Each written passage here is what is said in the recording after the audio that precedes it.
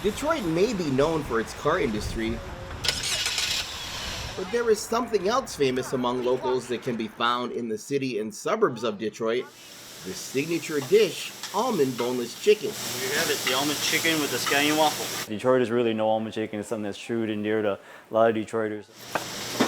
While its exact origins in the New World are unknown, local lore claims the dish is the product of Chinese immigrants from the early 1900s.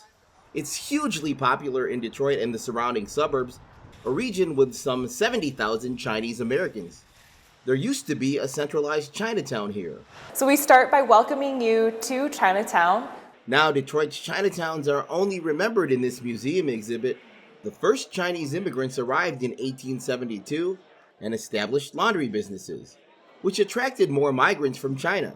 Some opened restaurants, most of them were from Guangdong province in southern China. People come from this area called Taishan in Guangdong, China, and make it over to the US in order to escape the level of poverty that they were dealing with at the time.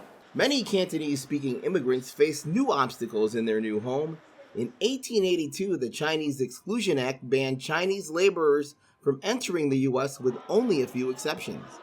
Those already living in the US had to get permission to re-enter if they left the country. Chinese immigrants could only live in certain neighborhoods, but they kept coming. This is my father. He came, and this is 1939. 4 years later, the US repealed the Chinese Exclusion Act. Wing Lim Wong and his sister grew up in Detroit's second Chinatown after the first one was forced to move for a new freeway in the 1960s. Their father worked in a restaurant, which he later bought. At the age like maybe 11 years old, you start learning maybe help out with waiting the tables. The second Chinatown was in a rough part of Detroit, remembers Curtis Chin. He wrote about his family's restaurant. The red light district, yeah, it was terrible. I mean, it was tough. We were exposed to a lot of things growing up as a kid. You would see the prostitutes on the road all the time, I mean, coming into our restaurant too. Most of the businesses in Chinatown closed due to rising crime, including Wong's. The area eventually revitalized with new businesses, but this no longer feels like Chinatown. It's not a Chinese community anymore down there. And that's the sad part. That's the sad part. Similar to many U.S. cities, the nexus of the Chinese community in Detroit assimilated into the suburbs and strip malls.